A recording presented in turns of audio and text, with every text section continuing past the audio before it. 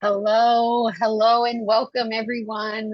Welcome to our live event for December of 2023.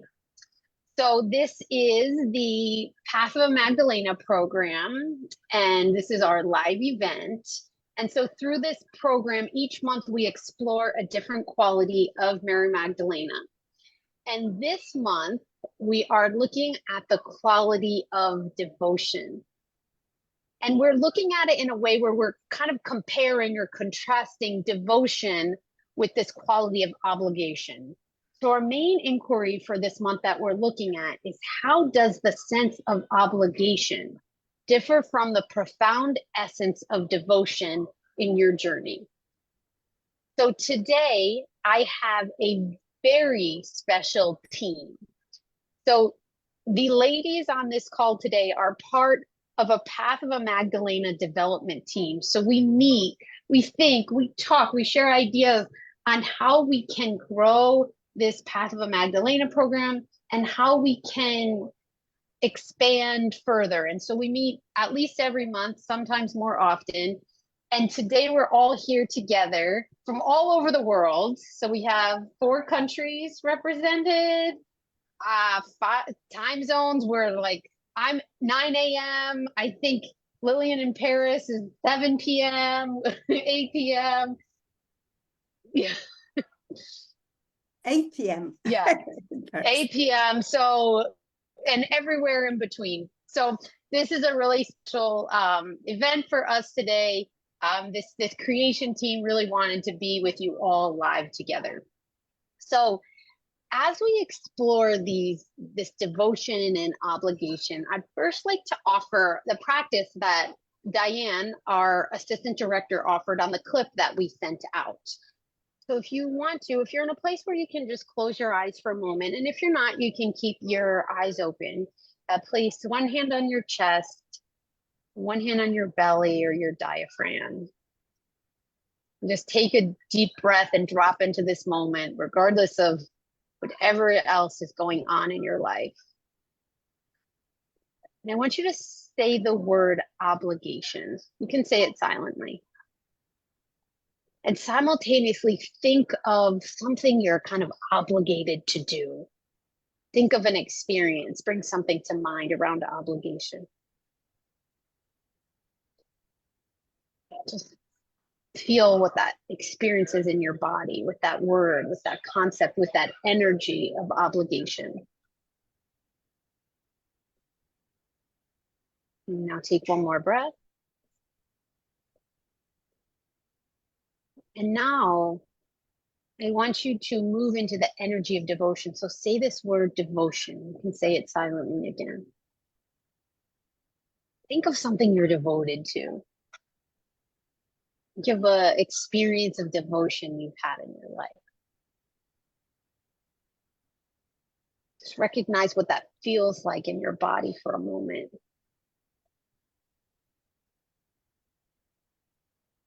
Okay, and one more deep breath.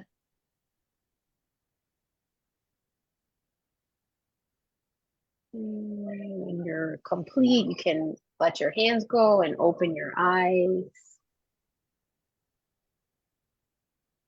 And so for our panel here, who preferred obligation in their body, the feeling of obligation? And who preferred devotion? Anybody? Okay. All right. Okay. So those of you who are watching, let us know too. Which felt better in your body? Which was your preference? So what was the experience for you all? What was the experience in your body in terms of devotion and obligation? I can say, Cara, that obligation, it felt very linear. It was, I could feel it was like a structure. It was a structural thing of what I had to do. It was linear, it was fixed. There was like a steadiness in it, but it was something outside of me. It was something here. And devotion was like just that unfurling of my heart, just my heart opening and this movement. It was like creativity and movement and love, and it was all emanating up out of my heart, looking to create, it felt like. So there was a stark contrast between that opening and that movement and the other one, which was so linear and so stiff and still. So good exercise. Mm. Yes, I can also add that, yes, as Lisa, for me, there was like a contraction in obligation, as if I had to bring all my strength together to do it. And it was really in the doing. And devotion was much more in the being. And it was like a movement, fluidity. And yes, from the heart, expansion of the heart. Like something natural. Yeah. Danielle, you want to share with us a little bit about your experience, devotion versus obligation? Yes, sure. For me, obligation means meeting the expectation of others. When I feel obliged to do something, I am not in the heart, I am in the doing, and I feel contracted in my body. And with devotion, it is truly from the heart that I experience devotion, and I feel joy. I feel expansion in my body. Yes. Well, I could share what everyone else has said. It's very true for me too. And I think obligation, there's this sense of having to effort to as somebody said, meet expectations, and there's an effort involved in that. Whereas devotion, when I first thought about it, I just said, oh, my heart sings. You know, when I'm in devotion, there just feels like this singing of the heart, and there's joy and expansion, and things just flow. There's no real efforting involved in it. Yeah, I think for me, it can even be the same activity. Let's say I'm in a place of doing something like, okay, I just started really working out again, like exercising. And some days I can do this from a place of obligation. And for me, that's my mind. Like, have to do it, I have to get it done. And it's like rolling a huge boulder up like one of the highest mountains in the world. Like that's what it feels like. And it's hard, but it's like, I'm gonna do it. Like that's kind of the sense for me. Or I can do it from devotion to my body.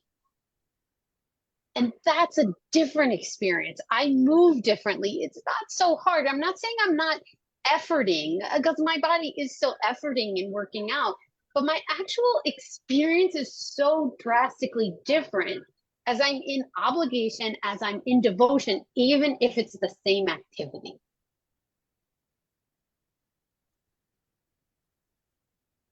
I like that, Carrot. Makes me think about cooking sometimes.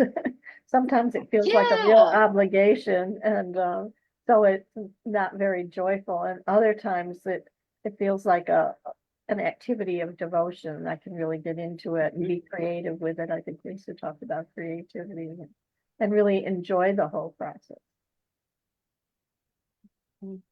Yeah, and I think when we think of devotion, it's like it has to be some grand gesture, right? Like, oh, I'm going to be devoted, and it's like we often think of devotion to God, which or a higher power or yourself on a higher dimension. But devotion actually is also something you can incorporate into your day-to-day life. Imagine just kind of walking around and doing things from a place of devotion daily versus a place of obligation. So does anybody have like an example of devotion versus obligation? It can be like a big scale or a small scale, but how does it show up in your life?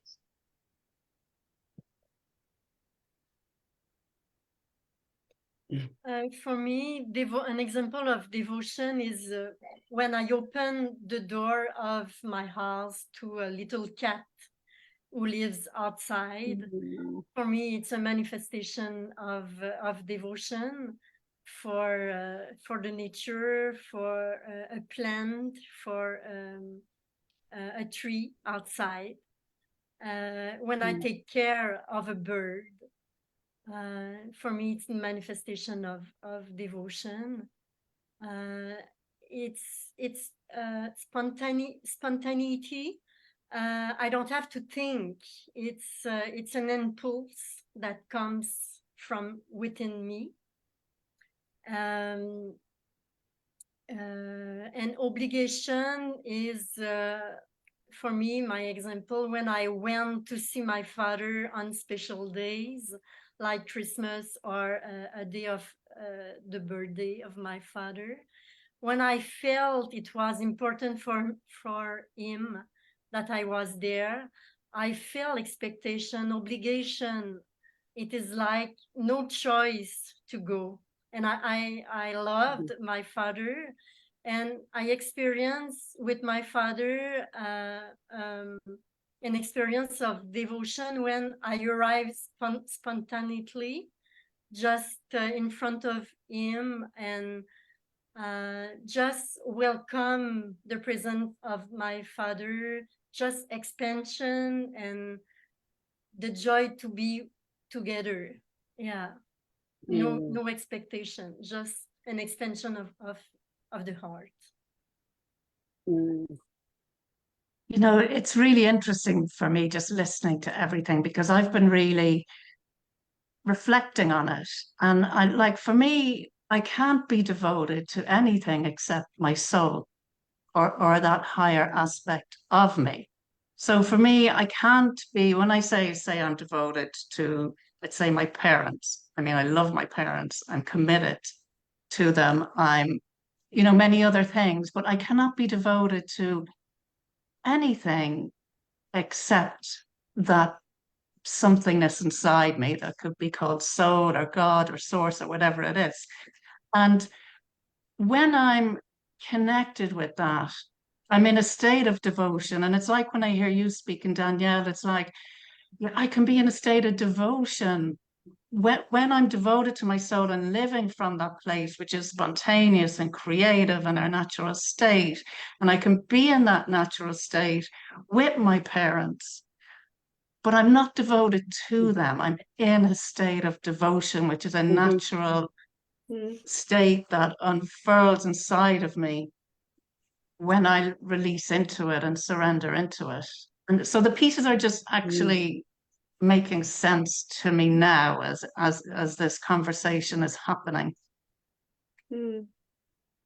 Yeah, I resonate a lot with what Lisa is saying now, because for me, devotion has not been an easy quality. That was something that I rejected for a long time because it was for me associated with religion and just being submitted to another rule or obligation from outside. And so I had nothing to do with that. And I really feel that little by little, there was like a release in me. And as with the work with Saima, with the, little by little, I came closer to who I am, to my soul, to my purpose in life, and dedicated to it. And then now I realize that this resistance to devotion has just vanished. And as Lisa said, when I'm in this state of feeling so close to my soul and to what I'm here for, then I'm open to anything. There is not, I must do that, or I should do that, or it's just like a natural flow, like natural, like breathing. Devotion becomes like breathing for me, as natural as that. It's so interesting that we all have that with it. Mhm. You know, like we're all saying the same words. It's so interesting. Like, Mhm. Yeah, I think when I contemplate on my journey with devotion, like I can see devotion now as a state of being. I can be in or live in a state of devotion, or I cannot, you know. But in the beginning, it wasn't, it started for me as devotion to something outside of me. It didn't automatically come as being devotion or being devoted to me. It started as kind of learning more about the quality through my devotion to something else. So like Danielle was sharing, the cat, when she was sharing the cat that comes to the door, I kind of like melted a little over here, because that was my experience too. It started outside of me. It started to something else. And then as it's morphed, as it's changed, it's now the devotion that Lisa was sharing more about, devotion to my soul. It's not so much devotion to like my like this like human experience, or you know, like the daily experience, but more of like, maybe for me it's also devotion to purpose. Like, why am I here? Like there's just something bigger in devotion for me now. um and it's less about the outside and more about the inside. Mhm. Yeah. yeah. Yeah. And you know that, you know, what Ma says about Mary Magdalena, that it was her devotion that made her fearless. Like I so get that piece, because when we are devoted to Mhm. that, it certainly gives me the courage Mhm. to be able to make the decisions and take action in my life in alignment with that. Whereas if I didn't have that devotion to my soul, I don't know if I would be doing the things that I'm doing. I don't know if I would have the courage to do Right. them. I think I would still be in that protective state of protecting myself and making sure I don't get hurt and making sure I'm accepted and making sure I stay in with what everyone else is doing. Definitely, it gives me the courage to follow that path. Mhm. Yep. Yes. Courage and empowerment, I would say, because it's no longer like something personal. And I can feel sometimes fragile as a person, or, you know, can be threatened by this or that. But when I'm aligned with my soul purpose, then there is this power, this empowerment, and there is joy, as it was said. It was just something so natural. Mm. Yeah, I feel like when I'm in devotion and what Lisa was saying to my soul, it's like the courage to have the true essence and authenticity come through. And not, as you said, Lisa, try and protect in any way, but allow that.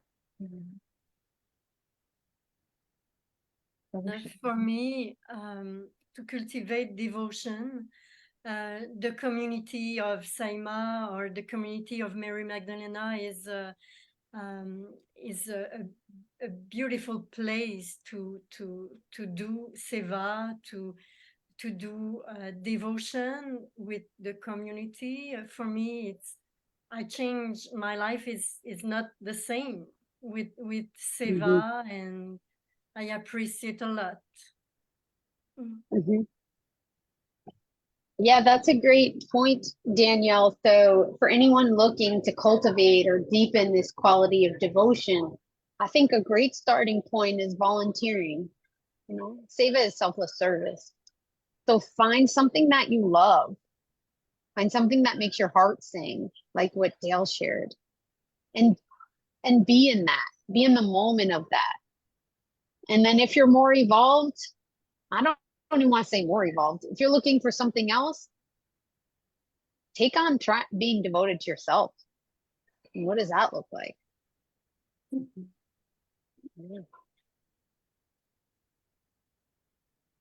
Well, I know it's hard to believe, but we are at our time for the live. Does anybody, I want to give the panelists one more opportunity. Any final words or thoughts to leave our our viewers with today? For me, devotion is being connected, being one with everything and everyone. When I'm fully in this devotion state, I do not feel any separation. I can see some things that I do not approve, but there is like a whole oneness that makes me, yes, fearless or, empowered. Mhm. I would say take the chance on devotion, because I know for me, my ego, I mean, I can still hear it at times. It will still say to me, "What devotion, you fool." Like I'm some, as we'd say in Ireland and Egypt, it's like a fool, you're a total fool, and I still would have my ego relates to it that way of like, oh, you've been duped, or you actually believe in that. And I know for me, it has kept me away from entering devotion. And I see now that I have to be vulnerable and open to come into devotion, and that takes courage. And so I really say just take the courage to be vulnerable and experience the beauty of devotion. It'd be such a shame to leave the planet without really having many experiences of devotion. So beautiful. Mhm. Yeah, and For for me, me, it just when I brings, am, oh, sorry, go, Dale. and for me, it just brings so much joy into my life when I'm in a place of devotion. So don't miss out on that. And for me, when I am in space of devotion, my heart is open and I don't think, and just devotion. It's so simple. Mm. Yeah, so I say if you want to be fearless, take on devotion. What Lisa shared, and that's what got me there for sure. So I want to thank Danielle for joining us today. I want to thank everyone for joining us today. But Danielle, I'm so grateful that you came on today, and Lillian too. I really appreciate your presence. This is our first time having them on the English Facebook Live. Both are native French speakers, and yeah, I'm really grateful to have y'all here today. Lisa and Dale. Oh, it's so good to be with y'all always. This is such a treat. You'll see in the email that was sent out this month, there's also a beautiful meditation on devotion offered by Lillian. And you can watch that clip of Diane, which includes some teaching, some discussion, and some experience, some of the experience that we went through today. So in this month of December, which is such a special time for so many people around the world, check in on devotion. Think about it, cultivate it. What could it be like in your life? And continue to engage with us on social media throughout the month. We will keep this energy, this state of being moving forward. So thank you all so much, and we will see you next year. Bye.